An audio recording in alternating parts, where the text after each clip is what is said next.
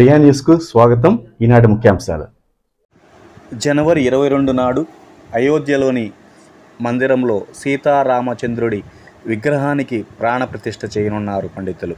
ఆ రోజు మృగశిర నక్షత్రం ఉంది. రాముడు ఈ నక్షత్రంలోనే జన్మించాడు. శత్రువుల పతనానికి ఈ ముహూర్తం ఎంతో శుభప్రదమైనది. జనవరి 22 నాడు శ్రీరామచంద్రుడి ప్రాణప్రతిష్ఠకు ముందు గంట పాటు అగ్నియాగం, వాహన, 4 వేదాల పారాయణం, ఇతర కార్యక్రమాలు ఉంటాయి.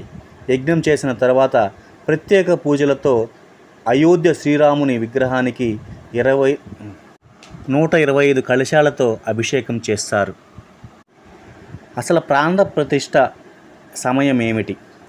జనవరి 22 రామయ్య ప్రతిష్టాపన. అదేవిధంగా ప్రాణ ప్రతిష్ఠ కార్యక్రమం 84 సెకండ్లలో పూర్తి కానుంది.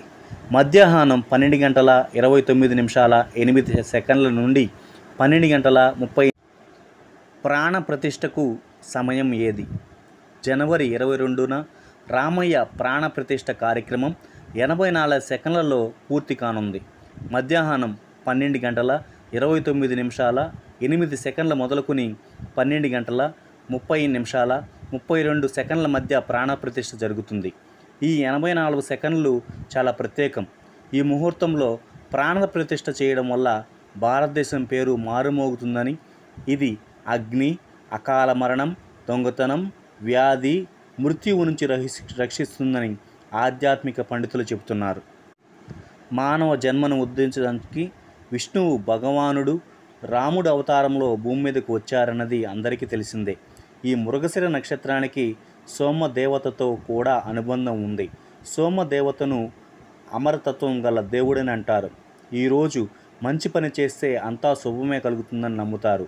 మృగశిర నక్షత్రంలో సవర్త సిద్ధి యోగం, అమృత సిద్ధి యోగం కూడా ఉన్నాయి. అందుకే జనవరి 22 నాడు పవిత్రమైన రోజు అని పండితులు చెప్తున్నారు. ఈ కార్యక్రమం రేపటితో మొదలవడంతో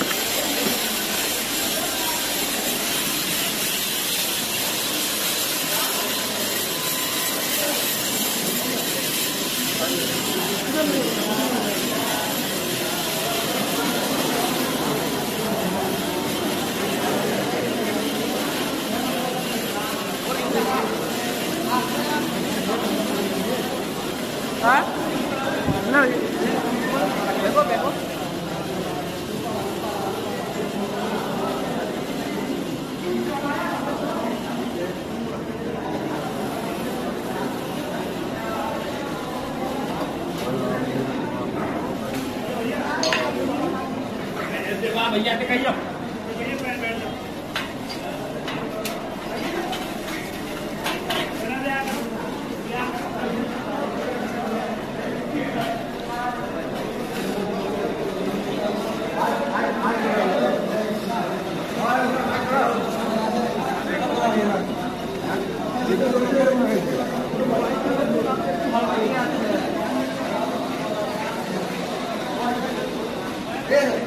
तो हल्का गुस्सा हो गया।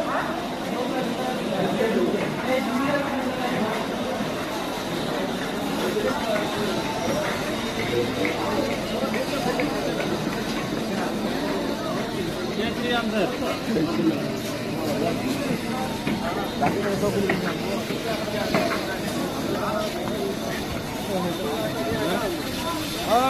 बैंक भाई का फोन